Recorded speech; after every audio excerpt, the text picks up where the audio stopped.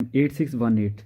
तो यूनिट 5 इसमें हम लीडरशिप के रोल्स और रिस्पॉन्सिबिलिटीज़ पढ़ेंगे। सबसे पहले लर्निंग आउटकम क्या होंगे। लर्निंग आउटकम इस यूनिट के ये हैं कि स्टूडेंट्स चैप्टर को पढ़ने के बाद ये चीज़ उनमें आ जाएगी कि वो इनमरेट कर पाएंगे जो लीडरशिप की नीड है एजुकेशन सेक्टर में वो क्या है।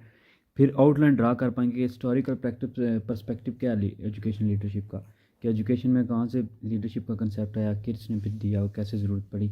फिर education leadership in global perspective के, ग्लोबली पर्सपेक्टिव में जो है ना एजुकेशन लीडरशिप क्या है।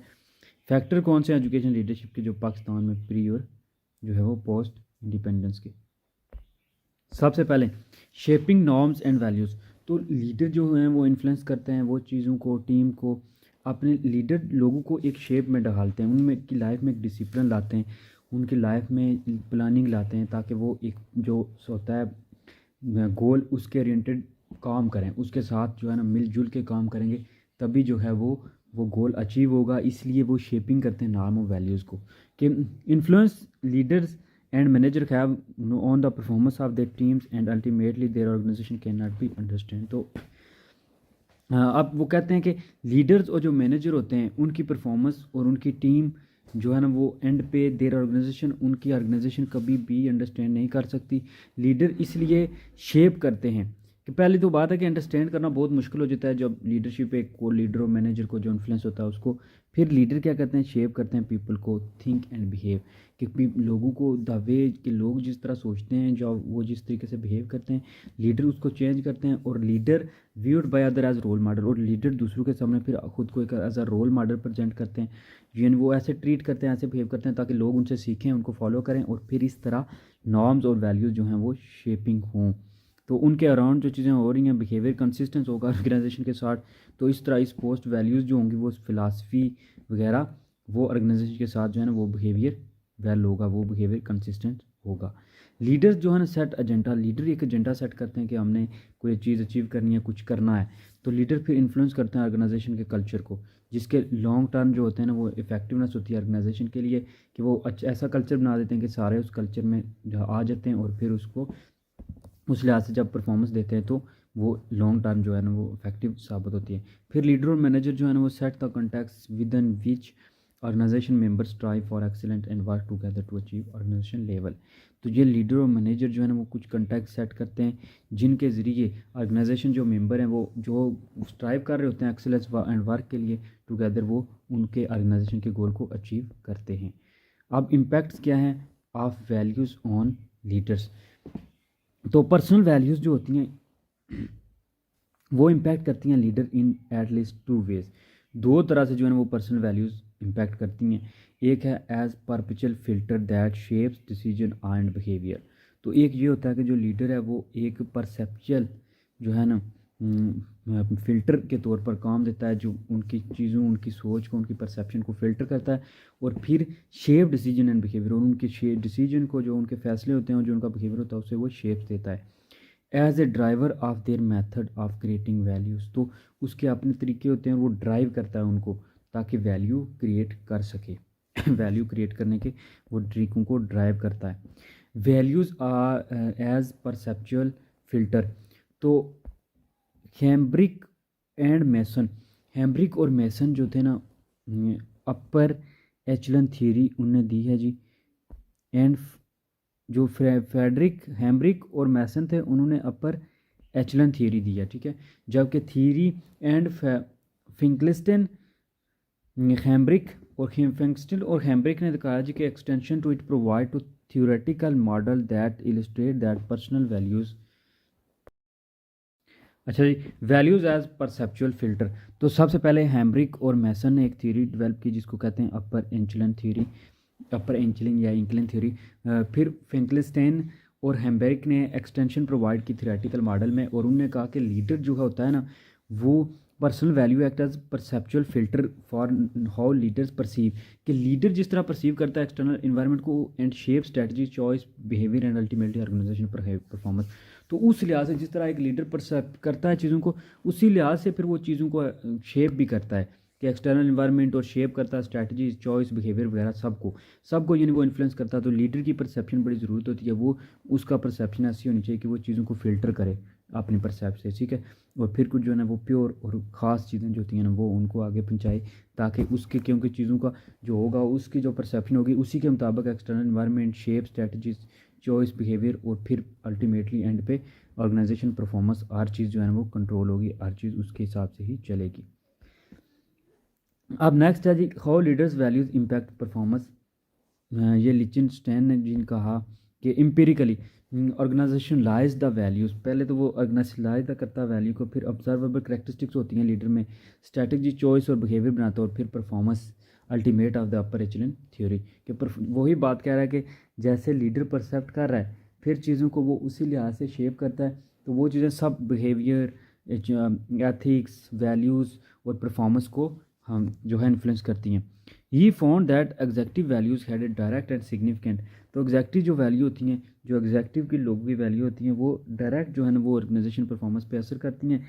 एज टेन्योर, तो इस बात का डिपेंड करता है कि एज कितनी है उस बंदे की, टेन्योर कितना है, एक्सपीरियंस कितना है, लेवल ऑफ एजुकेशन जो है ना, एंड लेवल ऑफ एजुकेशन जितना, लेकिन लेवल ऑफ एजुकेशन वो कहता है इतना मैटर नहीं करता, लेकिन ये चीज़ें एक्सपीरियंस, टेन्योर, एज मैटर करती है। पर्सनल वैल्यू जो होती हैं मोस्ट फंडामेंटल हैं लीडरशिप लेवल पे, लीडरशिप के लिए, क्योंकि जो है ना वो बहुत बेसिक है, क्योंकि ये पर्सनल जो वैल्यूज़ होती हैं ना वो attribute then the age tenure, वो एज टेन्योर्स वगैरह से एजुकेशन बहुत ज़रूरी है, वो ज़्यादा इंपॉर्टेंस है then the age, functional experience और level of education in the process of how leaders influence organization के। इस लिहाज से पर्सनल वैल्यूज़, वो कहता है कुछ पर्सनल वैल्यूज़ भी होनी चाहिए, पर्सनल जो रूल्स हैं, कुछ असूल होने चाहिए जिनकी मदद से जो है ना वो ज़रूरी है कि एजुकेशन एक्सपीरियंस वगैरह से। फिर एग्जैक्टिव सिलेक्शन जो है ना, एग्जैक्टिव की जो सिलेक्शन होनी चाहिए वो एज टेन्योर एजुकेशन के बेस पे होनी चाहिए, ताकि जो है ना उसमें हर चीज़ हो, वो हर फील्ड में कुछ ना कुछ जानता हो। अब हीग्स और जो है ना लिचनस्टेन ने फाउंड किया जी कि relationship between psychological trait based on leadership के, लीडरशिप पे जो है ना वो कुछ ट्रेट्स होती हैं साइकोलॉजिकली की, कुछ मेंटली होना चाहिए जो उस बंदे में जो लीडर बनता है। तो उन्हें बिग 5 फैक्ट मॉडल पर्सनैलिटी दिया एंड पर्सनल वैल्यूज़ और personal values, this result highlights psychological characteristics. वो कहते हैं कि किसी लीडर में ये साइकोलॉजिकल करेक्टरिस्टिक्स होनी चाहिए, जैसे वैल्यूज़ है suffer from the jingle fallacy, ठीक है। Psychological characteristics and values sound similar to, they are lumped together, values and personality traits are complementary but separate and distinct attribute of leader and must be treated as such. तो ये values different है और इनको कहते हैं कि इस तरह ट्रीटेड करना चाहिए, तभी जो है ना वो ऑर्गेनाइजेशन में काम अच्छे से होगा। पर्सनल वैल्यूज़ पे आप उसने पहले कहा है जी कि परसेप्चुअल फ़िल्टर के तौर पे जो है ना होना चाहिए, ताकि वो एज अ फ़िल्टर चीज़ों को परफॉर्म इन्फ्लुएंस करे, और फिर इसी तरह परफॉर्मेंस जो है ऑर्गेनाइजेशन की वो बेहतर से बेहतरीन हो। दूसरा, वैल्यूज़ एज की एलिमेंट ऑफ स्ट्रैटेजी। पहला तो हमने पढ़ा था परसेप्शनल फ़िल्टर, अब वैल्यूज़ एज अ की एलिमेंट ऑफ स्ट्रैटेजी। तो वैल्यू जो है ना बड़ी की है, की रोल प्ले करती हैं, की एलिमेंट है स्ट्रैटेजी बनाने के लिए। अब वो कह रहा है कि leadership is not solely about making people feel good. Leadership में सिर्फ यही नहीं है कि लोग इससे खुश रहें, लोग गुड रहें, बल्कि ये इंक्लूड है इसमें कि प्रॉफिट, लॉस, रिस्पॉन्सिबिलिटी, सब कुछ जो है ना जो लीडर की ड्यूटीज़ हैं, राइट्स हैं, ऑपरेशनल हैं, फाइनेंशियल परफॉर्मेंस, डेवलपिंग स्ट्रेटजी, सब कुछ ये उसी लीडर के ज़िम्मे होता है। तो लीडरशिप सिर्फ ये नहीं है कि लोग ठीक है आपके नीचे कंफर्टेबल हैं, काम कर रहे हैं, ठीक है आप ओके। लीडरशिप बल्कि ये है कि आपने हर चीज़ को इन्फ्लुएंस करना, आपने स्ट्रेटजी को बनानी है, आपने लॉस प्रॉफिट हर एक में आपका पार्ट है, आप पे डिपेंड करता है। पर्सनल वैल्यूज़ जो होती हैं वो एस्पिरेशन होती हैं सीनियर मैनेजमेंट की, कि वो आइडेंटिफाई करता है बाय पोर्टर ने डिफाइंड की, और उन्होंने कहा कि की कंपोनेंट है competitive strategy but have been neglected by the field, लेकिन फील्ड वाले नेगलेक्ट करते हैं, लेकिन जो सीनियर मैनेजर हैं उनकी पर्सनल वैल्यूज़ बड़ी इंपॉर्टेंट रखती हैं, यही चीज़ें इंस्पायर करती हैं दूसरों को, ताकि वो उसको फॉलो करें और उसके मुताबिक उसकी स्ट्रैटेजी में हिस्सा लें, उसकी स्ट्रैटेजी को फॉलो करें। अब फिनक्लेनस्टीन और जो है ना हैम्ब्रिक ने रिकग्नाइज़ किया जी, उन्होंने रिसर्च वॉइड की that exist in the examination of strategic leader के, स्ट्रैटेजिक लीडर की एग्जामिनेशन उन्होंने इस तरह किया, और उन्होंने कहा जी कि values and their relationship with strategy, उनने वैल्यूज़ कहा कि वैल्यूज़ का रिलेशनशिप है स्ट्रेटजी के साथ, उनने ये चीज़ें नोटिंग की। Even though values are undoubtedly important factors in executive choice, they have not been the focus of much systematic study. तो वो कहते हैं कि वैल्यूज़ जो हैं वो बेशक बहुत ज़रूरी हैं, कोई शक नहीं है इसमें, इंपॉर्टेंट फैक्टर हैं एग्जेक्टिव चॉइस में, कि जब आप कोई चॉइस बनाते हो तो उसके लिए वैल्यूज़ बहुत ज़रूरी हैं, और ये focus they have not been the focus of much systematic study. तो वो क्या होता है कि वैल्यूज़ वाले बहुत ज़्यादा सिस्टमेटिक स्टडी पे फोकस नहीं करते, हालांकि वैल्यूज़ बहुत ज़रूरी हैं। वैल्यूज़ का बड़ा रिलेशनशिप है स्ट्रैटेजी बनाने में, स्ट्रैटेजी को अप्लाई करने में, और परफॉर्मेंस पे, ऑर्गेनाइजेशन को ऊपर ले जाने में, उसका लेवल हाई करने में, उसको जो है फ्लरिश करने में बड़ा रोल है इसका। अब दूसरे जो लीडरशिप की रिस्पॉन्सिबिलिटी है वो है डायरेक्शन और प्रोटेक्शन के, डायरेक्शन देना और प्रोटेक्ट करना जो भी एम्प्लॉयज़ हैं उनको। डायरेक्शन अब बेसिक मैनेजमेंट फंक्शन है, जिसमें क्या होता है कि बिल्डिंग करते हैं एक इफेक्टिव वर्क क्लाइमेट, क्रिएट करते हैं अपॉर्चुनिटी फॉर मोटिवेशन, यानी उनको डायरेक्शन देते हैं, सुपरवाइज करते हैं, स्केजुलिंग करते हैं, डिसिप्लिन, उनको टाइम बताते हैं कि इतना टाइम आपने करना है, इतना टाइम इस चीज़ को देना है, इतना टाइम इस पे लगाना है, स्केजूल उनको बताते हैं किस टाइम पे क्या चीज़ करनी है, डिसिप्लिन के साथ करना है, सुपरवाइज उनको मोटिवेट करते हैं ताकि वो हाईली मोटिवेट रहें, काम करते रहें। ये जो डायरेक्शन आर्म है ना, directing arm of our company is frequently mention as we believe our entire working environment contribute to our success. तो ये डायरेक्शन जो है ना उस चीज़ पे डिपेंड करती है कि वो एक जो कंपनी के एम्प्लॉयज़ हैं वो किस डायरेक्शन में काम कर रहे हैं। तो उस लिहाज से जो है ना वो बड़ी इंपॉर्टेंस है इसकी, कि ये जो होता है ना मैनेजमेंट या सुपरवाइज़र वगैरह, यही डायरेक्शन देते हैं लोगों को, ताकि जो है ना वो फिर अचीव किए जाएँ गोल्स और जो सेट किए गए हैं जो भी ऑब्जेक्टिव हैं। सेकंड चीज़ पे आती है जी protection. Protection is the act of shielding from harm, की शील्डिंग फ्राम हार्म यानी बचाना, प्रोटेक्ट करना दूसरों को, ठीक है ना। जैसे state of being shielded from harm, protection involve the assignment of new responsibility to subordinates and additional authority to carry them out. क्या होता है कि इस बात का भी ख्याल रखना, कि इस बात से भी प्रोटेक्ट करना कि जो न्यू सबऑर्डिनेट जो एम्प्लॉयज़ हैं, जो फॉलोअर्स हैं, उनको उनके हिसाब से काम मिले। दूसरा ये, एक तो उनको भी उन वर्क के लिहाज से प्रोटेक्ट करना, दूसरा वर्क को भी प्रोटेक्ट करना कि वो काम कर रहे हैं या नहीं, ऑर्गेनाइजेशन के का भी ख्याल रखना और इसी तरह एम्प्लॉयज़ का भी ख्याल रखना, दोनों का ये लीडरशिप मैनेज करती है, प्रोटेक्ट करती है सबको। फिर guideline for enhancing learning and innovation. तो लीडर्स चाहिए कि वो, लीडर्स का लेवल क्योंकि हाई होता है, तो वो अपने लेवल पे ऐसी कंडीशन, फेवरेबल कंडीशन जो है ना वो करें, कायम करें, फेवरेबल कंडीशन जो है वो ले आएँ, जिसकी वजह से लर्निंग और इनोवेशन हो, नई नई चीज़ें निकलें, नए नए आइडियाज़ आएँ, लर्निंग हो। तो इस तरह जो है ना ये गाइडलाइन जो है ना वो थीरीज, रिसर्च फाइंडिंग और प्रैक्टिशनर इंसाइट के, वो बंदा, कुछ लोग खुद से सीखते हैं कि क्या कैसा इन्वायरमेंट बनाया जाए जो सबको सीखने में भी हेल्प करे और इनोवेशन लाने में भी हेल्प करे। तो इस तरह का जो है ना इन्वायरमेंट बनाते हैं, इस तरह का इन्वायरमेंट क्रिएट करते हैं ताकि चीज़ें जो हैं वो बेहतर से बेहतर हों। नेक्स्ट है recruit talented creative people and empower them to be innovative. क्या कहते हैं कि ऐसे लोग जॉब पे रखें, ये भी उनका काम है कि ऐसा टैलेंटेड लोग रखें जो क्रिएटिव पीपल हों, जो एम्पावर हों उनमें, कि वो इनोवेटिव हो सकें, जो चीज़ें नई नई निकालें, आइडियाज़ अच्छे हों उनकी, क्रिएटिव हूँ। सबसे पहले तो वो कह रहा है कि रिक्रूट करें टैलेंटेड, बहुत टैलेंटेड लोग जो एक्स्ट्राऑर्डिनरी हो, जो इंटेलिजेंट हो, जो टैलेंटेड हो, जो क्रिएटिव हो, ठीक है, इस तरह के लोग हायर करें कंपनी में। फिर new way for leader, leader facilitate कर सकता है कि मोटिवेट करे टू रिक्रूट पीपलों को जो जॉब पे रखे, हु हैव स्किल्स, जिनमें स्किल्स हों, इंथुजिज्म, जिनमें जज्बा, जोश व जज्बा हो, न्यू आइडियाज़ को डेवलप करें, एम्पावर करें उन्हें कि वो परसू कर सकें, प्रोवाइड करें नेसेसरी टाइम और रिसोर्सेज, कि वो अपने रिसोर्सेज को यूज़ करें और अपनी जो पावर है उसको प्रोवाइड करें ताकि कंपनी आगे से आगे जाए, जो ऑर्गेनाइजेशन है वो काम ज़्यादा से ज़्यादा उसको फ़ायदा हो। इनकरेज करें appreciation for flexibility and innovation, लोगों को इनकरेज करें। चेंज जो है ना वो will be more accepted and less disruptive if people develop pride and confidence in their capacity to adapt and learn. तो लोगों को इनकरेज करें, उनको थोड़ा जो प्रेज़ करें, थोड़ी उनकी तारीफ़ करें, ताकि वो लोग जो है वो इनकरेज रहें, लोग कहें कि चलें कल सर ने तारीफ़ की थी, इतनी काम किया था, नेक्स्ट और करेंगे, और तारीफ़ मिले, कॉन्फिडेंट हो उनको, उनका कॉन्फिडेंस हो उनको। जो है ना मोस्टली लोग यहाँ पे जो है ना ऑर्गेनाइजेशन, हमारी ऑर्गेनाइजेशन या प्राइवेट सेक्टर में बड़ा जो है ना टीचरों के साथ, जो फीमेल टीचर हैं फॉर एग्जांपल, उनके साथ थोड़ा जो है ना वो इतना अच्छा रवैया नहीं होता, उनकी छोटी सी गलती भी नेगलेक्ट की नहीं की जाती, बल्कि उस पर भी उनकी ठीक ठाक जो है वो उनको डिसरिस्पेक्ट करते हैं, उनको टारगेट करते हैं। तो इसलिए जो है ना ऐसी चीज़ करें कि उन इनकरेज करें उनको, ठीक है। जो हो गया उसको हो गया, एक ही चीज़ को वो तानाकशी ना करें, ठीक है ना। अनप्लेजेंट बर्डन को हटा दें, इस तरह जो है ना वो फ्लेक्सिबिलिटी दें उनको, थोड़ी नरमी दें, थोड़ी फ्लेक्सिबल चीज़ें करें, उनके लिहाज से थोड़ी चेंजिंग कर लें तो वो अच्छा होगा। Encourage and facilitate learning by individual and teams, के इंडिविजुअल और टीम के साथ जो है ना इनकरेज करें और उन्हें फैसिलिटेट करें लर्निंग पे, कि लर्निंग के लिए उन्हें चीज़ें मुहैया करें। Organisation can learn only when individual member of the organisation are learning. तो जब ऑर्गेनाइजेशन पूरी तभी लर्न करेगी जब एक मेंबर लर्न कर रहा है, वो दूसरों को नई चीज़ें बताएगा, इस तरह जो है ना वो।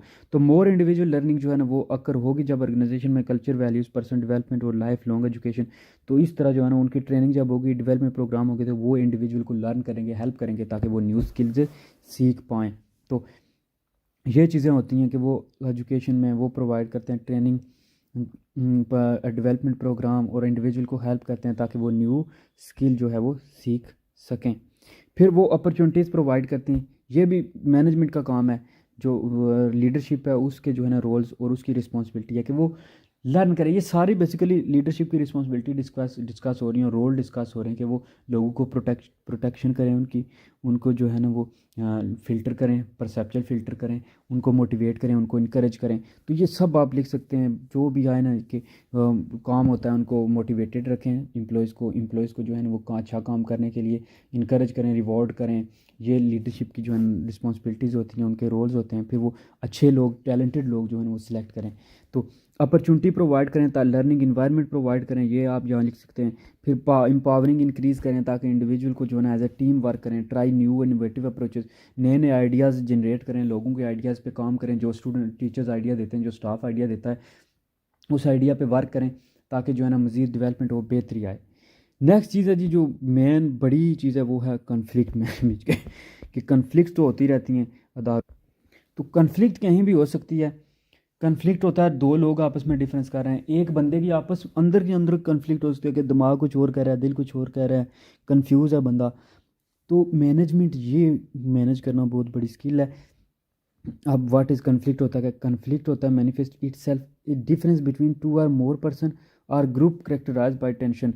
वो कहते हैं ना, तसादम हो गया, लड़ाई होगी, झगड़ा हो गया, लोगों के आपस में नहीं मिल रही, वो बॉन्ड ब्रेक हो रहे हैं, ठीक है, पोलराइजेशन है, इमोशन जो है ना, लोग इमोशनली एक दूसरे को ब्लैकमेल कर रहे हैं। तो इस तरह के जो है ना वो कन्फ्लिक्ट्स हो सकती हैं। अब मोस्ट इंपॉर्टेंट जो ये तो हो गई कन्फ्लिक्ट, मोस्ट इंपॉर्टेंट जो कन्फ्लिक्ट्स हैं, the ones that when manage well lead to positive result in the team. तो कन्फ्लिक्ट को जब मैनेज किया जाएगा तब जो है ना पॉजिटिव रिजल्ट आएंगे, तब जो काम है वो पॉजिटिव की तरफ जाएगा। क्योंकि कन्फ्लिक्ट रहेंगी तो वो ना, जो है स्टाफ, जो मेंबर हैं, वो आपस में ही लड़ते झगड़ते रहेंगे, और इस तरह नंबर ऑफ जो है ना वो क्रिएट टेंशन होगी बिटवीन पीपल। तो अगर जो लोग हैं ऑर्गेनाइजेशन के, उनके दरमियान ही टेंशन है, तो वो फिर क्या काम करेंगे, वो क्या। तो ये मैनेजमेंट का बड़ा रोल होता है कि वो मैं इन कन्फ्लिक्ट्स को मैनेज करती है। फिर कॉर्बटी ने कंटेंट किया कि दैट कन्फ्लिक्ट एग्जिस्ट, जहाँ पे कन्फ्लिक्ट एग्जिस्ट करते हैं, whenever there is an incompatibility of cognitions और emotions with an individual between individual. तो इंडिविजुअल और इंडिविजुअल के दरमियान जब अंडरस्टैंडिंग नहीं होती, अनकम्पैटिबिलिटी होती है, तो तब जाके जो है ना वो कन्फ्लिक्ट्स अराइज होती हैं। और इस तरह की जो कन्फ्लिक्ट्स होती हैं वो अराइजेज होती हैं due to personal relationship in business and personal relationship in organisation. तो ऑर्गेनाइजेशन में जब लोग एक दूसरे से अटैच हो जाते हैं ज़्यादा, तो वो फिर कन्फ्लिक्ट्स आ जाती हैं। कभी कभी ग्रुप्स में दरमियान में आ जाती हैं ऑर्गेनाइजेशन में, और कभी कभी नेशंस में भी आ जाती हैं, ठीक है। तो मैं बहुत से स्कूल वो इस वजह से टूट गए जी, कन्फ्लिक्ट्स की वजह से। आगे वो बता रहा है क्योंकि वहाँ पे इनकम्पैटिबिलिटी थी, किसी ने वो कन्फ्लिक्ट स्कूल ने किए।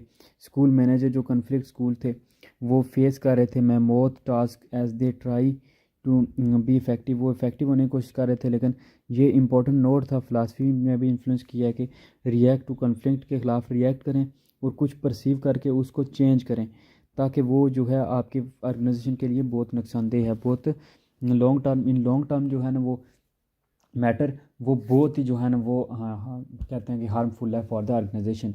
Because when employees do not pay proper attention to organization, then organization will destroy all destruct, because if their members are not uh, concerned about their organization, it will be harmful।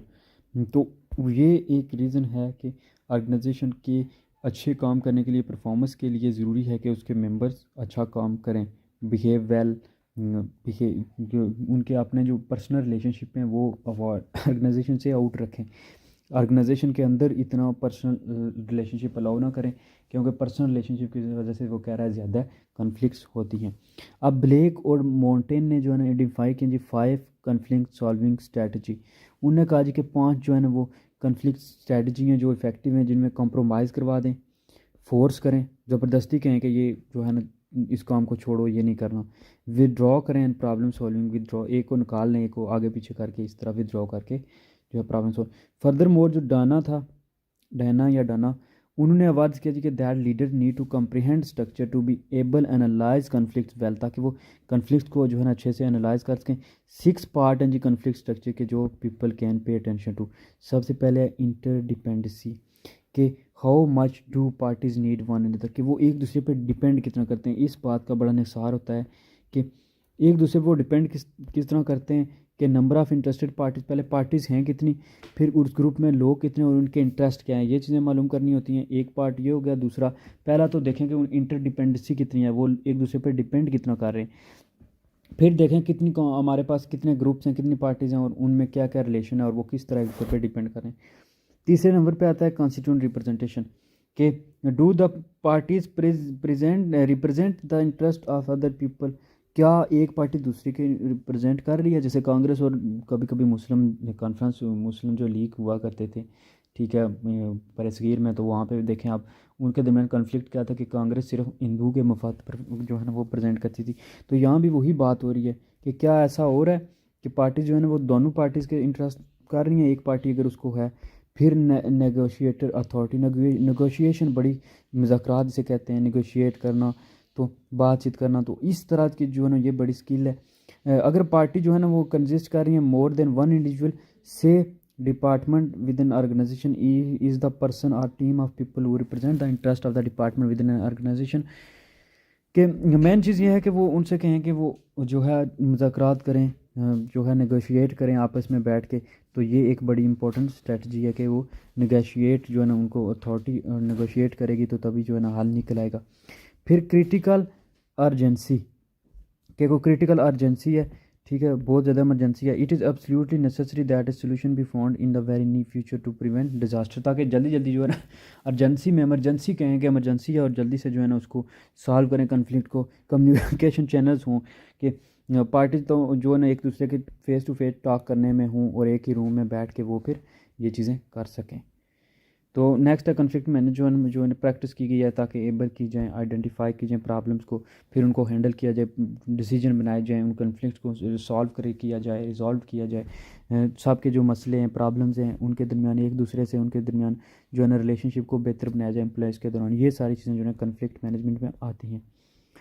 How to manage conflict for high performance, के लिए कैसे manage करें conflict को।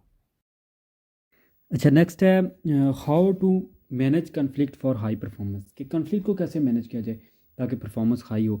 तो सबसे पहले तो physiology, thought और कहता है कि जो फीलिंग्स हैं, बिहेवियर है, वही डिटरमिन करता है कि आप क्या एक्ट करोगे, कि वही एक्ट हम कैसे एक्ट करेंगे। लेकिन हम इस स्टेट को चेंज कर सकते हैं, क्योंकि यही स्टेट के बंदे का बिहेवियर, बंदे की जो फिजियोलॉजी है, उसकी थॉट को थोड़ा चेंज कर सकते हैं। कैसे? सबसे पहले तो उसको नेगेटिव या पॉजिटिव में, ज़ाहिर सी बात है, बताते हैं कि नेगेटिव बिहेवियर है या पॉजिटिव बिहेवियर है, नेगेटिव एटीट्यूड है या पॉजिटिव एटीट्यूड है। इस तरह fear to courage, from fear to courage, के वो उसका डर से जो है उसको उसके अंदर करेज ला सकते हैं। कि जैसे जो है ना काउंटर इनिशिएटिव हम यूज़ कर सकते हैं कि go toward the person with whom we are in conflict, कि हम उस बंदे के पास जाते हैं जिससे हमारा झगड़ा हो रहा हो या जिससे हमारे तजात हों, तो फिर हमारा जो बिहेवियर है वो निकल के आता है। इसके लिए एक की टैक्टिक वो कह रहा, for doing this is to manage our focus in the mind's eye, कि हमें दिमाग की आंखें खोलनी होंगी, यानी इसके लिए, ताकि इसको मैनेज कर सकें। क्योंकि लड़ने झगड़ने का कोई फ़ायदा नहीं होता, इसलिए जब आप दिमाग से सोचोगे तो तभी आपको समझ आएगी कि आपने कैसे एक्ट करना है। One of the brain's most powerful mechanism, mind eyes के ब्रेन का ये एक पावरफुल मैकेनिज्म है जिसमें it forms the way we view a particular situation and determines how we will act और रिएक्ट। तो वो हमें बताता है, दिमाग का जो ह्यूमन जो माइंड आई है, कि हम सोचें कि हमें इस सिचुएशन में कैसे हैंडल करना है, इसमें कैसे एक्ट करना है, कि अच्छे से हमारा हम कैसे दिखेंगे, हमारा बिहेवियर बताएगा कि हम वहाँ पे किस सूरत में किस जो है ना माइंड से अगर सोचेंगे तो वो वहाँ में हम हार्ड कंडीशन को भी जो है वो हार्ड कंडीशन को भी ठंडा कर लेंगे और समझ जाएंगे कि जो है वो ये बिहेव करना अच्छा होगा कि अगर हम उसको कामली सीरीन तरीके से जो है ना उसको सॉल्व करने की कोशिश करें और प्लेजेंट इन्वायरमेंट कायम रखें। तो माइंड आई जो है ना फंडामेंटल टूल है टू क्रिएट पॉजिटिव और negative result in managing conflict over mind I is shaped by experience. हमारी जो माइंड ये बात तो सही है कि हमारे जो दिमाग है ये अक्ल आस्ता आस्ता कहते हैं ना बादाम खाने से नहीं आती ठोकरें खाने से आती है। तो वो फिर जो है ना अक्ल आती है बंदे को एक्सपीरियंस के साथ साथ और चॉइस जो जो बंदा बनाता है कि आप जब मिस्टेक्स करेंगे तब भी आपको समझ आ जाएगी, जब आप अच्छे वॉइस डिसीजन करेंगे तब भी आपको पता चल जाएगा कि आपको अप्रिशिएट करेंगे लोग जब, तो आप समझो कि जो है ना कि ये बिहेव करना अच्छी बात है, सिंपल कामली चीज़ों को हैंडल करना, ठीक है। तो ये क्वालिटीज़ होनी चाहिए। 6 असेंशियल ऑफ स्किल्स हैं for managing conflicts effectively with conflict. तो सबसे पहले create and maintain a bond even with your adversary.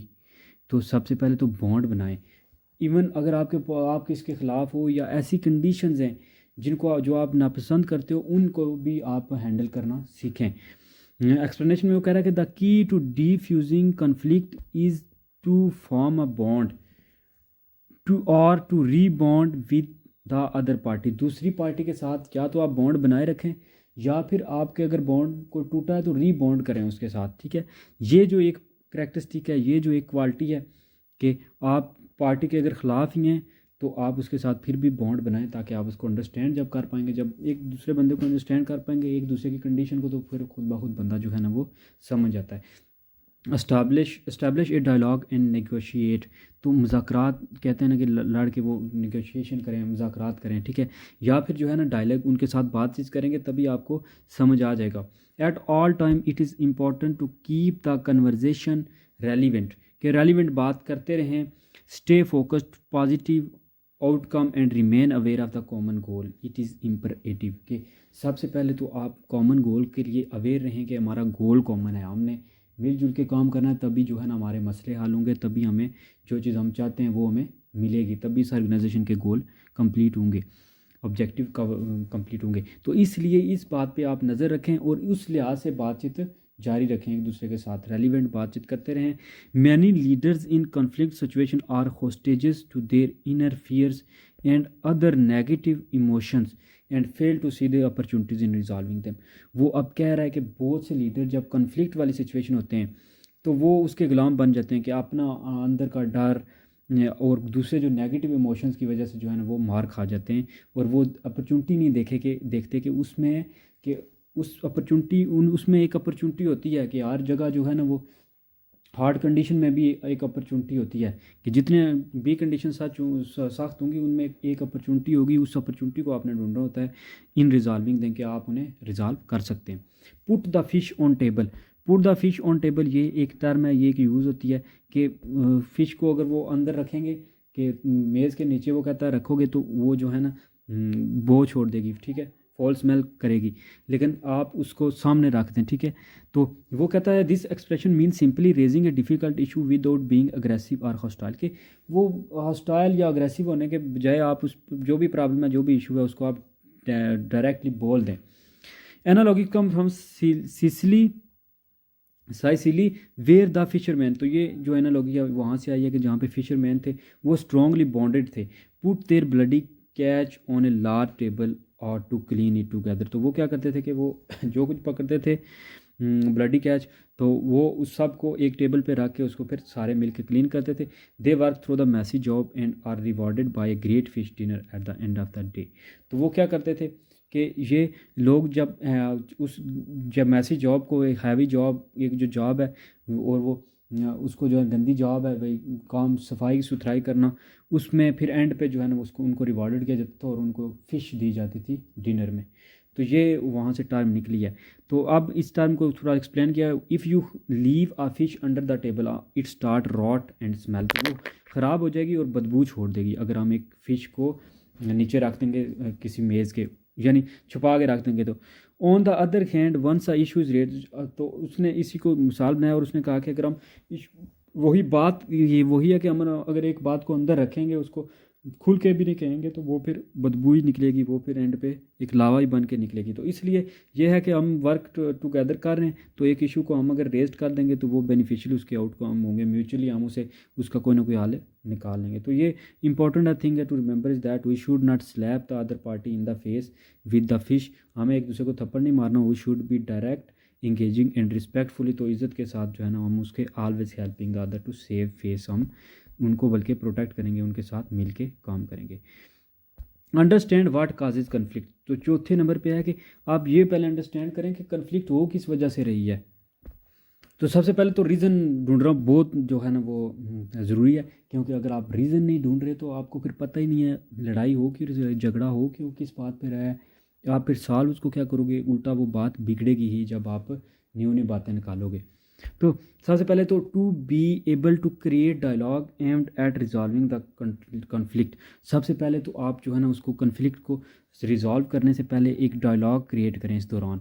सबसे पहले अंडरस्टैंड करें कि रूट क्या है डिसएग्रीमेंट का, क्या आपस में उन बंदे की मुखालफत क्या है। इस common causes of disagreement are differences over goal. तो ये जो कॉमन काजेज हैं डिसएग्रीमेंट के, वो डिफरेंसेस ओवर गोल्स की वजह से डिफरेंस हैं, या इंटरेस्ट की वजह से, या वैल्यू की, उनके बंदों के गोल डिफरेंस है, इंटरेस्ट डिफरेंस है, या वैल्यू डिफरेंस है।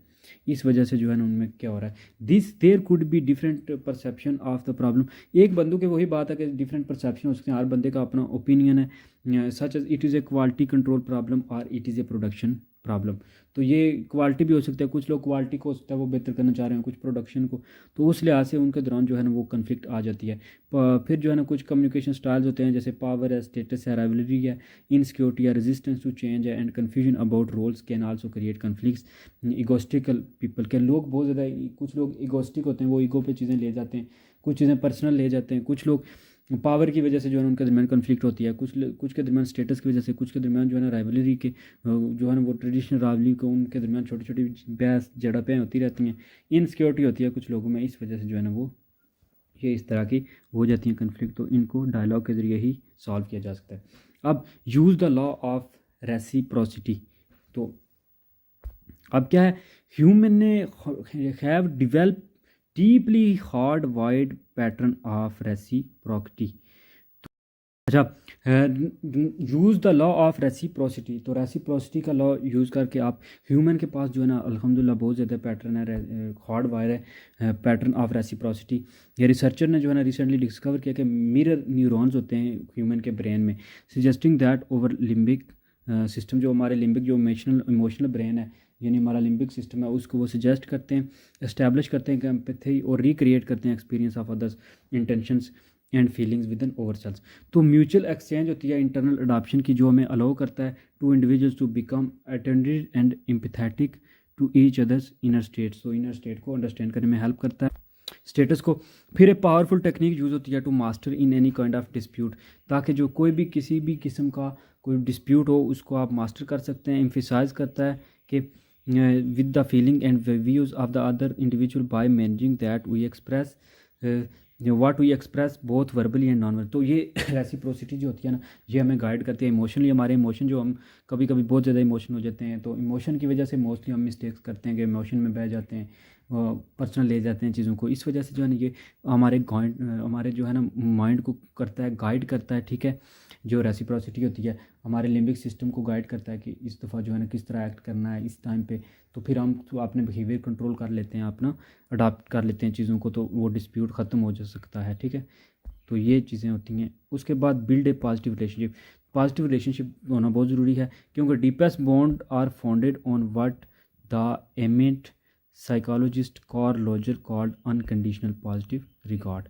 होता क्या है, जब आपका पॉजिटिव रिलेशनशिप होगा किसके साथ, तो आप फिर उसके साथ कन्फ्लिक्ट करने में भी सोचेंगे कि आपने जो है ना उसकी मिस्टेक्स, उसकी, फिर आप उसके बारे में जानते भी होंगे मोस्टली, तो वो आपको तो कुछ ना कुछ समझ भी आ जाएगा कि वो क्यों इस तरह एक्ट कर रहा है, कि इस तरह जो इतना अच्छा बंदा था या इस तरह। तो वो फिर जब आपका ऊपर से मैनेजमेंट का या किसी एम्प्लॉय के साथ या एम्प्लॉय टू एम्प्लॉय जो रिलेशनशिप होगा, वही जो है ना वो बताएगा कि जब उनका पॉजिटिव रिलेशनशिप होगा तो वो फिर पॉजिटिव चीज़ें निकलेंगी। अब डैना जो है ना उसने परसीव किया जी 6 dimension as element that are necessary to able analyse conflict well. उन्होंने कहा जी there are similar theories that analyse conflict resolution and management. Anderson ने एंडरसन एट ऑल ने ये एक रिसर्च पेपर में आया जी के content that negotiation is one of the most common technique for creating agreement during conflict situation. तो उन्होंने कहा निगोशिएशन बहुत ज़रूरी चीज़ है जिसके थ्रू जो है ना वो चीज़ें सॉल्व हो सकती हैं कि बातचीत करने से, मुज़ाकरात करने से। फर्दर मोर जो ना आथर कुछ थे जिनने साइन किया जी के जिनका पुट नेम कहते हैं हु डिफाइंस निगोशिएशन। निगोशिएशन अब क्या होता है as a type of conflict management characterise by an exchange of proposal and counter proposal as a mean of reaching a satisfactory settlement. तो क्या होता है कि इसके थ्रू प्रपोजल और काउंटर प्रपोजल होते हैं जिसका मेन मकसद जो होता है वो होता है कि सेटिस्फैक्ट्री सेटलमेंट पे हमने पहुंचना है। हार्वर्ड बिजनेस असेंशियल पब्लिकेशन में आया जी के conquer with the above definition with when they ever. Negotiation जो है ना इसका मतलब क्या है is means by which people लोग डिफरेंसेस को डील करते हैं, एक दूसरे के जो भी डिफरेंस होते हैं वो उनको डिस्कस करते हैं कि आप अगर ऐसा है तो ऐसे क्यों कर रहे हैं। तो वो जब आप पूछेंगे तो वो बंदा फिर बताएगा, फिर आपके साथ जो है ना वो एक हेल्दी पॉजिटिव रिलेशनशिप आ जाएगा तो ऑटोमेटिकली वो चीज़ें सॉल्व हो जाएंगी। अभी इसने एक आज के जब आप कोई न्यू ऑटोमोबाइल परचेज़ करते हो या कोई लेबर कंट्रैक्ट करते हो, टर्म फॉर सेल या कम्प्लेक्स अलाइंसेस करते हो, तो वो भी उनका भी और आपका दोनों का डिफरेंट होता है मोस्टली जब आप किससे डील करते हो। तो वो फिर आप दोनों बातचीत जब करते हो तो एंड पे आप एक का पॉजिटिव कंक्लूजन पे आ जाते हो और एक नतीजा निकल आता है कि ठीक है इस पे उनके डायलॉग के थ्रू जो है नेगोशिएशन के थ्रू आप अगर कीमतों में या कुछ चीज़ों में जो है ना वो डिफरेंस है तो वो सारी मैनेज हो जाती हैं। तो यही वजह है कि यही हेल्प करता है कि जो निगोशिएशन है वो उसने उसको बड़ी इंपॉर्टेंस दिया है कि नेगोशिएशन बड़ा जो है इंपॉर्टेंट रोल अदा करता है। इसका उर्दू में मीनिंग मुज़ाकरात होता है, बातचीत, ठीक है, करके जो है ना वो चीज़ों को सॉल्व करना है। अब conflict competence and school management. अब ये फोले ने स्टेट किया था जी कि in a time where many school support collaboration conflicts are bound to happen. कि एक टाइम जब बहुत से लोग कोलैबोरेट कर रहे हैं, बहुत से चीज़ स्कूल जो है ना वो स्कूल ऑफ थॉट कह रहे हैं कि मिलजुल के काम करें, सपोर्ट करें, तो तभी जो है ना जब लोग ज़्यादा मिलजुल के काम करेंगे तो तभी जो है वो कॉन्फ्लिक्ट भी अराइज होंगी, उनके दरमियान आर्गूज होंगे। प्रिंसिपल जैसे प्रिंसिपल और टीचर के दरमियान वो एक्सपीरियंस करेंगे कॉन्फ्लिक्ट, अनक्लियर जो पैरामीटर्स हैं उनकी वजह से, फिर उनके रोल की वजह से एक दूसरे के साथ उनकी बहस चलती रहेगी। उनकी जो है वो class versus making time for time planning में डिफरेंसेस आ जाएगा। फिर टास्क में डिफरेंस, टास्क की वजह से इनएडिक्वेट टाइम, एनर्जी, रिसोर्स की वजह से कि आप ज़्यादा टाइम ले रहे हैं या कम टाइम या सैलरी कम दे रहे हैं, इस तरह के जो है ना फिर रिसोर्स आप कम दे रहे हैं, आप पॉइंटर नहीं मिल रही, यहाँ पेंसिलें नहीं मिल रही, यहाँ पे जो है ना ये साफ वाटर नहीं मिल रहा, तो इस तरह चीज़ें जो है ना वो आती हैं। तो इसलिए रेजोल्यूशन स्किल के लिए ज़रूरी है कि जो एडमिनिस्ट्रेशन है वो सुपरवाइज़ करे, चीज़ों को प्रोग्राम करे और इमर्ज हों एक नए जो है ना वो इस्टेब्लिश करे ताकि जो भी कन्फ्लिक्ट है वो दूर रहे। अब लीडरशिप के 4 जो है ना एसेंशियल उनने कहा जी के लिस्ट स्किल्स की हैं कि जो इफ़ेक्टिव हैं कि खैर दिस इंक्लूड के सबसे पहले मैनेजमेंट ऑफ ओन इमोशंस के पहले मैनेजमेंट अपने इमोशंस को कंट्रोल करने वाली हो, वो अपने जो इमोशन है उन्हें मैनेज करे। फिर एड्रेसिंग ऑन कन्फ्लिक्ट्स, वो अपनी जो कन्फ्लिक्ट्स हैं उनको एड्रेस करे। फिर एड्रेसिंग अदर कन्फ्लिक्ट्स, दूसरों के कन्फ्लिक्ट्स। फिर असर्टिवनेस और नेगोशिएशन। तो ये लीडर में जो 4-5 स्किल हैं वो होनी चाहिए। सबसे पहले तो मैनेज उनको अपने इमोशन जो है ना वो कंट्रोल में रखें, कब जो है ना वो सैड कब हैप्पी ये नहीं होना चाहिए, बल्कि अपने इमोशंस को वो जो है ना सही तरीके से उनको कंट्रोल करें, रेगुलेट करें। फिर एड्रेस करें ऑन कन्फ्लिक्ट, जो उनके अपनी कन्फ्लिक्ट्स हैं, यानी खुद के साथ खुद के दिल और दिमाग काम नहीं कर रहे, एक दूसरे के एक साथ नहीं चाह रहे, तो वो फिर दूसरों की जो कन्फ्लिक्ट्स हैं यानी एम्प्लॉयज़ की उनको सॉल्व करें। फिर असर्टिव निगोशिएशन वाली जो प्रैक्टिस हैं वो करें। देन जो है वो मेडिटेशन होता है कि मेडिएट करें, उनको हेल्प करें उनकी। फिर जॉनसन ने जो है ना वो also list guideline for becoming an expert conflict manager. तो जॉनसन ने भी कुछ जो है ना कहा जी कि आप कैसे जो है ना एक एक्सपर्ट कॉन्फ्लिक्ट मैनेजर बन सकते हो।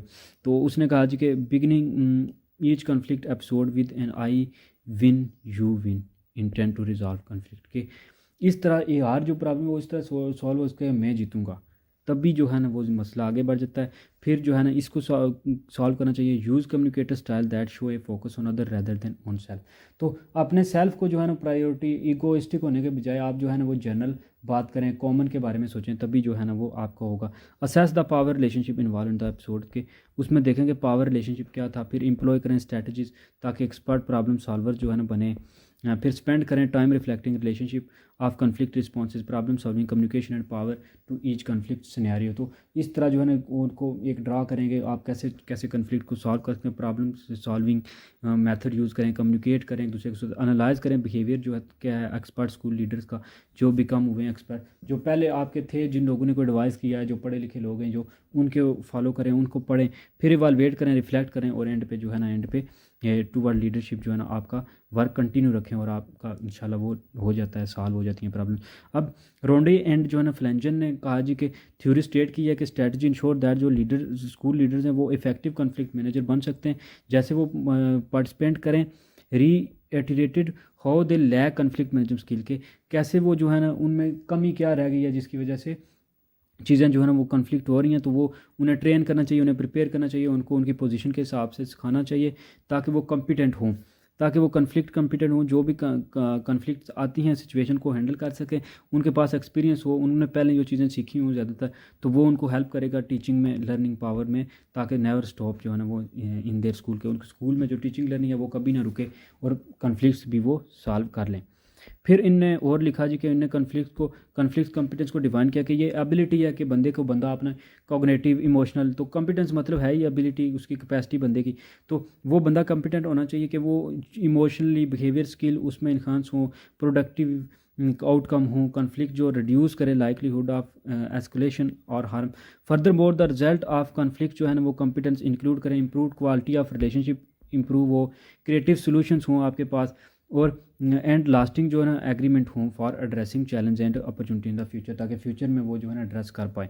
तो इस तरह की जो चीज़ें, फिर मैनेजर जो हों वो मैनेज करें कन्फ्लिक्ट को ताकि जो उसकी नीड्स हैं उनको वो अंडरस्टैंड करें, फिर फेस्ड अप्रोच करें, एम्फिसाइज करें, कूलिंग डाउन, ये चीज़ें जो लड़ रहे हैं लोग तो उनको फिर कूल करें, उनको ये सारी चीज़ें हैं वो सारे प्रॉब्लम्स को सॉल्व करेंगे। तो इस तरह जो है ना वो कन्फ्लिक्ट से होगी, कैपेसिटी होनी चाहिए बंदे में ताकि वो इन सब चीज़ को मैनेज कर सके एक साथ और उसको कॉम्पिटेंट बनाए ताकि उसको कुछ सिखाएं पढ़ाएं। ठीक है, conflict management and the right school culture. तो ये सर्विगोनी डिफाइन करता है जी कॉलेजिएटिवली के responsibility given to teacher to become integral part of the management के, जो भी collegiatively. Next is team and conflict management. तो इन द स्टडी 6 जो है ना of the participant stated that try to work teams, कि team में सबसे पहले तो काम जब करते हैं तो फिर टीम में जो कन्फ्लिक्ट मैनेजमेंट आते हैं को वो कन्फ्लिक्ट मैनेजमेंट करना होता है कि use of this term effectively in times of conflict. तो कन्फ्लिक्ट के टाइम पे ये चीज़ आती है, जैसे येट स्मोच ने जो है ना वो राइट किया कि टीम वर्क में एजुकेशन में work must recognise that school task are often structured for the individual, कि जो स्कूल का टास्क है वो इंडिविजुअल के स्ट्रक्चर किए जाते हैं जिसमें teacher are associated with in their classroom, ताकि टीचर जो है ना वो अपनी क्लासरूम को उनमें गोल्स में, उन जो ऑब्जेक्टिव्स में उनमें अलग किया जाता है। टीचर जो मेन सोशलाइजेशन होता है ना टीचिंग प्रोफेशन, वो क्रिटिसाइज किया गया है बाय द इंडिविजुअलिस्ट अप्रोच के मुताबिक, जिसमें क्या होता है कि प्रोफेशनल ट्रेनिंग होती है टीचर के लिए, डेवलपमेंट होती है, प्रमोशन फोकस किया जाता है, स्पेशलाइजेशन, फिर टीचर को ट्रेन, टीचर के करियर की इंडिपेंडेंटली और उसको स्टाफ को लीड्स जो है ना वो सारी चीज़ें इसमें सिखाई जाती हैं। डिस्पाइट इन चैलेंजेस के बावजूद जो है ना टीचिंग और स्कूल में प्रिंसिपल जो नीड होती हैं वो किया जाता है कि टीम डेवलप करना, आपने बेनिफिशियल स्कूल के लिए जो है ना टीम बना के काम करना है। तो सबसे ये बड़ी चीज़ होती है जिसको कॉन्वे ने जो है ना स्टेट किया कि if a team is to be successful it is crucial that member know the basics conflict resolution. तो अगर टीम सक्सेसफुल है तो ये जानना ज़रूरी है कि वो उसके मेंबर जो हैं वो सारे क्रूशली जो है रेजोल्यूशन उनकी कितनी है, फिर कंसेंस करते हैं, बिल्डिंग, फिर हाईलाइट करते हैं अबो जी स्कूल जो प्रिंसिपल है वो क्या स्टडी लैक्ट कर रहा है, कैपेसिटी उसकी क्या है, फिर ये सब चीज़ें डील करके लिटरेचर के हिसाब से डेवलप की जाती है स्ट्रेटजी ट्रेनिंग, ताकि मेंबर के दरमियान जो कन्फ्लिक्ट है उसको डील किया जाए, वो सारे मेंबर करके सकते हैं। आपको जो ये गैर है, ये जहर है, इनने लिस्ट किया जी कि ट्रेनिंग फेसेस कितने होते हैं। सबसे पहले तो कन्फ्लिक्ट रेजोल्यूशन अवेयरनेस हो कन्फ्लिक्ट की, फिर कन्फ्लिक्ट रेजोल्यूशन ट्रेनिंग, पहले अवेयरनेस दें, फिर ट्रेनिंग दें, फिर मेडिएशन ट्रेनिंग दें, फिर रीइंफोर्समेंट ट्रेनिंग के कैसे किस चीज़ को ख़त्म करना है, किसी को जो है ना वो रिमेन रखना है, रीइंफोर्समेंट वर्कशॉप, फिर इंस्टीट्यूशनलाइजेशन ऑफ द प्रोग्राम। तो इंस्टीट्यूशनलाइज जो होती हैं कि इंस्टीट्यूशन जो अदारों के हिसाब से जो प्रोग्राम है वो चलते हैं। फिर डिसीजन मेकिंग होनी चाहिए कि उनमें डिसीजन मेकिंग कैपेसिटी होनी चाहिए कि वो फैसला कर सकें, उनमें कैपेबिलिटीज़ होनी चाहिए कि वो दुनिया के वर्ल्ड अराउंड जो प्रॉब्लम है उनको एनालाइज करें, सिचुएशन को हैंडल करें। फिर जब आप सिचुएशन को हैंडल करेंगे तभी आप जो है ना वो एक डिसीजन मेक कर सकते हैं। तो डिसीजन मेकिंग बहुत बड़ी स्किल है कि आप जो है ना हार्ड सिचुएशन, जिस तरह की मर्जी सिचुएशन हो, उस लिहाज से जो है ना क्विकली, एक तो डिसीजन आप मेकर हूँ, आप में ये क्वालिटी हो, दूसरा आप क्विकली डिसीजन बनाने में भी माहिर हूँ। तो ये चीज़ें जो है ना वो आपको हेल्प करती हैं। तो इसने कुछ जो है ना दिए भी हुए हैं कि फर्स्टली क्या यहाँ पे द वैल्यू द लीड्स, अच्छा, तो ये कि सबसे पहले तो आप प्रॉब्लम को एनालाइज करें। सेकेंडली फिर आप जो है ना एलिमेंट आपकी एबिलिटी होता है कि आप प्रॉब्लम को एनालाइज कर सकें। थर्डली ये है कि major part of decision making, जिसमें आप थिंक करते हो क्रिटिकली, आप चीज़ों को सोचते हो, सोच के समझ के करते हो। जैसे सोक्रेटिस जो एथन का रहने वाला था, पुराना फिलासफर है, ठीक है, उसने एडवोकेट किया था जी कि critical thought and self reflection major components हैं जो भी एक ह्यूमन है उसका। तो इस तरह के लीडरशिप इंजन जो होते हैं ना वो करते हैं कि जो गुड लीडरशिप होती है वो लाइक टू पेरेंटिंग, वो पेरेंट की तरह होती है। जैसे माँ बाप बच्चों का ख्याल रखते हैं, उनके जो है ना वो उनको सिखाते हैं। तो इस तरह जो गुड होती है मैनेजमेंट, वो इस तरह की चीज़ें करती है। अब emotion and intuition are often involve in decision making. तो इमोशनल बहुत से यूज़ होते हैं डिसीजन मेक करने में, क्योंकि emotional shock discovery serious problem, बहुत ज़्यादा प्रॉब्लम है। इसमें क्या होता है, about choosing among unattractive alternatives may result in denial of the negative evidence. तो क्या होता है कि वो जो चीज़ें आप चूज़ करते हो उनमें अनअट्रैक्टिव जो अल्टरनेटिव्स आते हैं वो रिजल्ट हो सकते हैं कि आपका डिनाइल हो नेगेटिव एविडेंस का। तो विचफुल थिंकिंग या प्रोक्रेस्टेशन, फिर जो है ना vacillation between choices and panic reactions by individual managers और बाय डिसीजन ग्रुप्स। को डिसीजन ग्रुप जो भी चीज़ें बनाते हैं उनके दरमियान ये इमोशंस बड़ा अहम रोल अदा करते हैं। इमोशन आप जैसे कंट्रोल करते हो वैसे ही आप बहुत सी चीज़ें जो है ना बहुत सी प्रॉब्लम सॉल्व हो जाती हैं इस तरह। तो ये एक वो कहता है कि चैलेंजिंग डिसीजन होता है ताकि कुछ move to their company in, जैसे कि वो कह रहा है कि whether to keep an employee reposition them और टू लेट देम को, कि ये भी बड़ा एक यहाँ फैसला करना बहुत मुश्किल हो जाता है कि एक एम्प्लॉय या फॉर एग्जाम्पल वो पोजीशन के लिए ला रहा है तो उसको आपने रखना है या पोजीशन या उसे कहना है कि चले जो ठीक है। तो इस तरह जो है ना ग्रेट लीडर जो होते हैं वो इन चीज़ों को गुड डिसीजन बनाने में बड़े माहिर होते हैं, वो एडमायर करते हैं वो। तो वो इस तरह की चीज़ों की वजह से क्या होता है कि वो चेंजिंग अनसर्टेनिटी, फिर जो है ना एनजाइटी, स्ट्रेस और sometime unfavourable reactions of other भी आते हैं। लेकिन आप जब डिसीजन बना रहे हैं तो फिर वो डिसीजन बनाना ही पड़ता है। Emotional self control and decision making, तो ये भी वही से निकली है कि जो आप कैसे जो है ना वो उन we get an adrenaline rush. Adrenaline एक हार्मोन है जो कंट्रोल करता है आपका कि फ़्लाइट और फाइट और जो शॉर्ट टर्म सर्वाइवल होता है वो इमिटेट गेल। तो उन चीज़ों के दरमियान जो आप फैसला करते हो वो ये दिमाग का हिस्सा कंट्रोल करता है कि आप इन सिचुएशन को कैसे आपने कंट्रोल करना है, फ़्लाइट एंड फाइट या रेस्ट एंड डाइजेस्ट। तो फिर नेक्स्ट है raining in emotions for strategic decision. कि इमोशंस को कंट्रोल करना जैसा होता है ना कि गवर्नमेंट या रूल, कि गवर्नमेंट जब आप रूल करेंगे इमोशंस को तभी, जब आप इमोशंस पे काबू पाएंगे तभी आप डिसीजन जो है ना आपकी स्ट्रेटजी बना पाएंगे कि आप अच्छे डिसीजन ले पाएंगे। In order to make strategy long term decision we must know how to bring down the intense emotional reaction, कि हमने कैसे अपनी चीज़ों को कंट्रोल करना है, कैसे अपने ब्रेन के पार्ट्स को कंट्रोल करना है, कैसे अपने रेज को, कैसे अपने यानी वो गुस्सा, जो फिर इमोशंस जो सैड और ये चीज़ें हो जाती हैं, सेंटी हो जाता है बंदा, इन सब चीज़ों को, या फिर जो बहुत ज़्यादा ऐसी चीज़ें होती हैं कि जो बंदे को परेशान करती हैं या वो उसको लैक होता है उसमें, जो वो उसको लगता है कि ये अगर हुआ तो ये जो है उसके लिए इमोशनली गलत होगा या इसका रिलेशनशिप ख़राब होंगे। इस तरह के जो होते हैं ना इन चीज़ों को कंट्रोल करना, ये रिलेशंस को इमोशंस को कंट्रोल करेगा जब वो, तो फिर जो है ना वो डिसीजन लॉन्ग टर्म जो डिसीजन वो अच्छे ले जाएगा। इसलिए वो कह रहे हैं कि लॉन्ग टर्म पिक्चर के लिए आपको पहले सबसे अपने इमोशन को कंट्रोल करना होगा। Paradoxically the way to do this is accept and allow whatever emotional reactions are having to choose on focus on the fact. तो सबसे पहले तो आप इमोशन को कंट्रोल करें और फैक्ट्स पे काम करेंगे। आपके फैक्ट्स कौन सी चीज़ जो है ऑर्गेनाइजेशन के लिए अच्छी होगी, कौन सी चीज़ आपके प्रोफेशन के लिहाज से अच्छी होगी। फिर trying not to experience an emotion को एक्सपीरियंस ही ना करेंगे। रोलर कोस्टर होते हैं वो आपको बैकवर्ड की तरफ जो है ना वो पुल कर देते हैं, ठीक है, हेड ऑन द हिल, के आपको जो है ना धकेल देते हैं कि अगर आप जो है ना उसको समझेंगे नहीं, इमोशन को कंट्रोल नहीं करेंगे। तो इमोशनल होना भी, ज़्यादा इमोशनल होना भी अच्छी बात नहीं है इतना, ठीक है ना।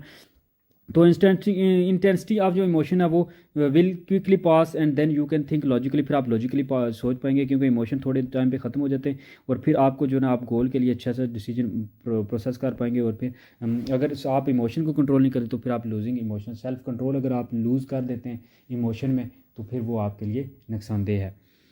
Then the length we go to avoid uncertainty. तो द इन 1992 जो है ना वो स्टडी कंडक्ट की गई थी कि cognitive scientist Amos Tversky and Eldar Shafir, उनने कॉलेज स्टूडेंट थे, जब उनने whether they would purchase a grade, तो उनने कहा कि ट्रिप उनने रखा हवाई जो है ना स्टेट है अमेरिका की उसके लिए, और उनने फिर लोगों से पूछा कि आप ट्रिप एग्ज़ाम भी साथ थे और ट्रिप के लिए कि आप अगर receive the grade on their important most important exam before they had to decide, तो कि अगर आपको पहले ट्रिप पे जाना पड़े और उसके साथ ही आपके एग्ज़ाम भी हों, तो उनने फिर इन लोगों से चॉइस पूछी कि of those who are told they were pass the exams, कि of those who were told, जिन्हें बताया दे पास द एग्ज़ाम, वो 50% जो थे उन्हें पास एग्ज़ाम था, said they had go for the trip, उन्हें कहा कि वो एग्ज़ाम के लिए जाएंगे। इंटरेस्टिंगली ए सिमिलर परसेंटेज 24% जो थे ना of those who were told they have failed said that they had go, कि वो जाएंगे लेकिन वो फेल हो गए थे। तो जब रिसर्चर ने ये डिज़ाइन किया तो उन्होंने कहा जी कि जो मोस्ट लोग होते हैं ना वो जो यानी जो जिन्हें यकीन होता है वो इस चीज़ों पे डिपेंड नहीं करते कि वो पास होंगे या फेल होंगे, बल्कि वो फिर उसको एंजॉय करते हैं। फिर उन्होंने कहा कि student were told that they would not receive the exam grade for 2 days and that they could by the trip now, तो कुछ ने कहा कि वो ट्रिप को बाई करते हैं और पे करते हैं $5 को, कुछ ने कहा कि वो वेट करेंगे 2-3 दिन ताकि वो उनके ग्रेड आ जाएं फिर वो जाएंगे। तो इस तरह मेजॉरिटी ऑफ स्टूडेंट जो 61% थे उनने कहा जी कि वो वेट करेंगे रिजल्ट का, जबकि जो first part of the study shows that student for the most part wanted to go if they passed, और कुछ ने ये कंडीशन लगाई कि अगर वो जाएंगे, अगर वो पास या फेल दोनों का हालत में जाएंगे, but they were willing to pay to wait and find out the grade, लेकिन वो पेपरों के बाद उनने वेट किया। पहले ज़्यादा जाने के लिए तैयार थे पेपरों से, एग्ज़ाम से पहले वो देखें, एग्ज़ाम से पहले जो है वो 57% जाने को तैयार थे, और 54% जो है ना वो क्या जो गए थे वो फेल हुए थे। और जब एग्ज़ाम के बाद पेपरों के बाद उन्होंने कहा जी कि अब जो $5 उन्होंने कहा कि पे कर देंगे, लेकिन कोई मसला नहीं, लेकिन वेट करेंगे कि हमारा जो है ना रिजल्ट ग्रेड आने के बाद जो है ना वो, और यहाँ पे सब ने जो है ना वो ज़्यादातर ने वेट किया। लिमिट योर चॉइसेस, तो ये बात भी है कि आप जब डिसीजन बनाएं तो आपको अपनी चॉइसेस लिमिट रखनी पड़ती हैं, जितनी ज़्यादा चॉइसेस आप उतने डमाडोल वो कंफ्यूज रहेंगे डिसीजन बनाने में, ठीक है, आप जो है ना प्रॉपर स्टैंड नहीं ले पाएंगे। तो इसलिए जो है डिसीजन मेकिंग मिस्टेक जो कॉमनली की जाती है कि वो लॉट ऑफ जो है ना ओवरसेल्स, लॉट ऑफ जो है ना ऑप्शन हम रखते हैं, तो इसलिए जब ऑप्शन आप फिगर आउट करेंगे, कंसीडर करेंगे, तो आपको बार बार कहीं ना कहीं लैक नज़र आएगा, क्योंकि आप एक ही दफ़ा एक इंसान जो है ना बहुत सी चीज़ें नहीं कवर कर सकते, बहुत सी फील्ड आप नहीं रिजॉल्व कर सकते, बहुत सी प्रॉब्लम आप रिजॉल्व नहीं कर सकते। तो एग्जैक्टिव तो आप जो है ना चाहिए कि अपनी चॉइसेस जो है ना लिमिटेड हों, तो नो स्टोन जो है ना वो will be left unturned and there will be no uncertainty, आपको कोई जो है ना वो शकूक शुबात नहीं होंगे, जब आप जो है ना आपकी चॉइसेस कम होंगी, आप डिसीजन बनाने में ईजी होगा। तो इसकी एक एग्जांपल दी है कि 2000 में जो है ना Sheena Iyengar Colombia business school में थी, और मार्क लेपर चेयरमैन थे स्टैनफोर्ड साइकोलॉजी डिपार्टमेंट के, उन्होंने एक रिसर्च कंडक्ट स्टडी की जिसके मुताबिक उन्हें टेस्ट किया जी कि डिस्प्ले किया कि गवर्नमेंट जेम्स हैं वो सेटअप इन्हें आप स्केल सुपर मार्केट, उन्होंने एक आप स्केल सुपर मार्केट में उसे डिस्प्ले किया, और उन्हें 24 जो जेम्स थे वो सेटअप किए फॉर टेस्टिंग इन डिस्प्ले, ताकि उनको टेस्ट किया जाए, and just 6 James in the other, और एक में 24 थे दूसरे में 6 थे, यानी एक साइड 24 थे दूसरी साइड 6 थे।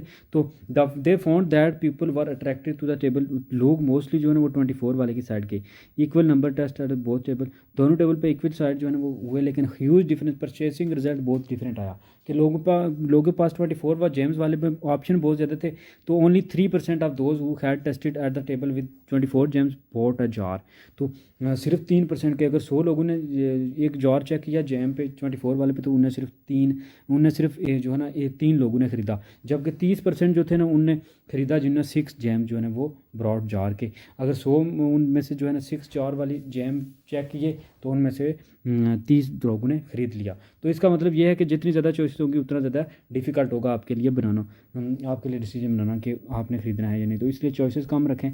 फिर ट्रस्टिंग योर इंट्यूशन के excellent leaders often say that they go will their gut to make the decision, तो अपने जो है ना इंट्यूशन वो अपनी इनसाइड अपनी जो ताकत है, जो अपनी नीयत है, जो अपनी होती है ना पावर, उसके उस पर डिपेंड करते हैं और उनको जो है ना वो नीयत जो होती है उसको आगे ट्रस्ट करते हैं और फिर आगे वो एक्सपर्टीज़ होते हैं और वो स्टक नहीं करते, ताकि वो और फिर वो डिसीजन बनाने में उन्हें हेल्प करता है। फिर intuition leads to satisfaction with decision. तो इंस्टीट्यूशन यही बात है कि जो आपकी गट है, जो आपका आप जब पार्टिसिपेट करते हो, तो ये जो पार्टिसिपेंट था, स्टडी कंडक्ट की थी टिमथॉय डिवल्सन ने के और उनके कॉलीग ने वर्जीनिया यूनिवर्सिटी में, उन्होंने कहा जी कि आज to choose a piece of art के of to hang in their homes को। तो उन्होंने कुछ लोगों को जो है ना वो कहा कि वो कुछ आर्ट के पीस जो है ना वो परचेज़ करें जो अपने घर में लटकाने के लिए। तो वो उन्होंने कहा जी कि आधे से ज़्यादा जो लोग थे उन्होंने रैशनली सोचा और उनकी चॉइस ये थी कि instructed to go with their gut, वो अपने गट के साथ किए और उन्हें अपनी फीलिंग के साथ जो है ना वो जो चीज़ उन्हें हैप्पी करती थी उस चीज़ से उन्हें वो ख़रीदा ताकि वो अपने घर में लगाएंगे। तो ये होती है जब आप इन अपने सर्टिफिकेशन के काम करते हो। How to hear your intuition. तो इंस्टीट्यूशन आपने जो है ना इंस्टीट्यूशन को आप कैसे सुन सकते हैं। तो you may have heard institution describe as a अच्छा nagging little voice inside you. तो आपके अंदर से एक आवाज़ आती है, वही ज़मीर जिसको कहते हैं आप, जो वो ज़मीर आपको गाइड करता है कि ये आप जो है ना it is always speaking but we are not often listening. तो वो कहता है कि हमेशा वो हमें गाइड करता है, वो हमें बताता है कि जो है ना आपने ये करना है, ये गलत है। तो हमें एक अंदर बंदे के होता है सही और गलत का एक फ़र्क करने वाली चीज़, तो वो आप उस लिहाज से जो है ना वो आपको चीज़ें करनी पड़ती हैं। फिर decide your way to great decision. आपको जो है ना great decision making take practice. तो प्रैक्टिस से ही जो है ना ग्रेट डिसीजन बनते हैं। तो ग्रेट डिसीजन लेने के लिए आपको जो है ना वो सही पाथ जो है ना उसके लिए रखना पड़ता है। Unexpected opportunity by going to the wrong path. Practice ही जो है ना कुछ फॉलोइंग स्टेप है वो प्रैक्टिस के लिए सबसे पहले डिसाइड करें, क्विकली टेक एक्शन ले लें, इन्फॉर्मेशन आप लें, इन्फॉर्मेशन से ही जो है ना आपका वो कहते हैं ना कि जो है ना एक्सपीरियंस होगा तो आप नॉलेज होगा तभी जो है ना आप फैसला कर पाएंगे अच्छे से। फिर अवेयर रहें इमोशंस का, इमोशन को कंट्रोल करना सीखें एक अच्छा डिसीजन करने के लिए। रिकॉग्नाइज़ करें कि अनसर्टेनिटी शक व शुबात को दूर करने के लिए जो है ना वो कोशिश करें। फिर अपने इंस्टीट्यूशन को हेयर करें। फिर जो है ना अपॉर्चुनिटी देखेंगे कहाँ पे अपॉर्चुनिटी होगी, फिर जो है ना वो रिकग्नाइज़ करेंगे किस चीज़ के नेगेटिव इम्पैक्ट होंगे किसके पॉजिटिव। तो ये सारी चीज़ें जो है ना आपको देंगी, हेल्प करेंगी। तो ये that's all in this chapter 5 of book 861 so like the video, also comment, give your positive or negative feedback, then also recommend something if you found any lack or any shortcoming in me, then I will try to overcome that. Thank you for visiting my channel. Subscribe the channel and share link to others. Also press bell icon.